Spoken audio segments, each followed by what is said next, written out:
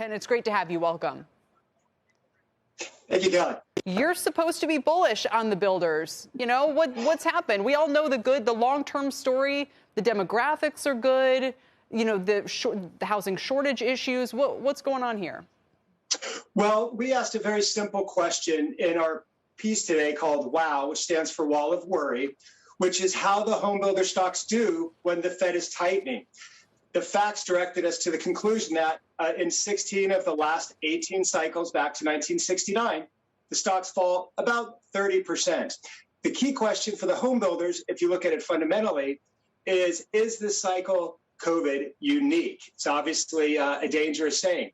And while supply is tight, margins are high, pricing is high, rates are low, we actually found parallels in the late 70s for these exact variables that indicate this cycle is not different. In fact, existing vacancy fell to 0.9% in July 1978, last time starts peaked in that cycle.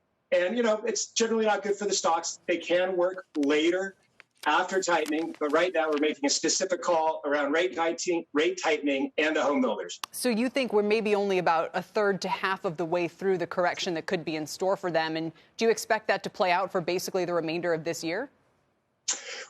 Again, tightening cycles vary.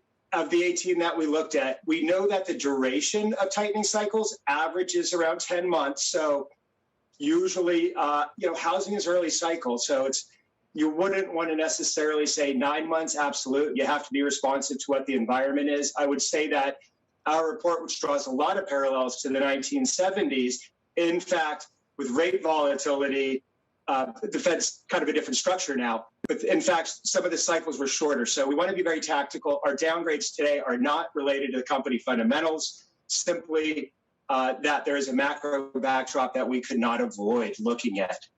Ken, two questions, one that might favor the home builders and one that might not. The one that might favor them is, my understanding is, or my assumption is, that the country overall is underbuilt.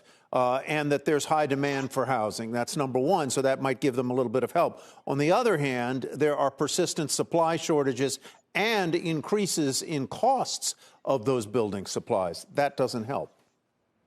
Well, I think the demographic discussion around households, affordability, that's something that really we want to keep outside the purview of our quantitative analysis. I think you have arguments on both sides. The fact is I'm dealing with stocks that are far more narrow-minded in their duration.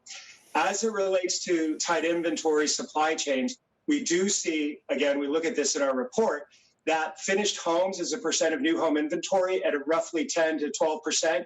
It's at a record low. For context, in the late 1970s, you had this average range of, about 25, and it started rising up to 35. So yes, inventory is tight. I think we know all these things, and you might say all the positives, in fact, tailwinds, simply could become headwinds with incremental shifts in tightening, and that's what history tells us.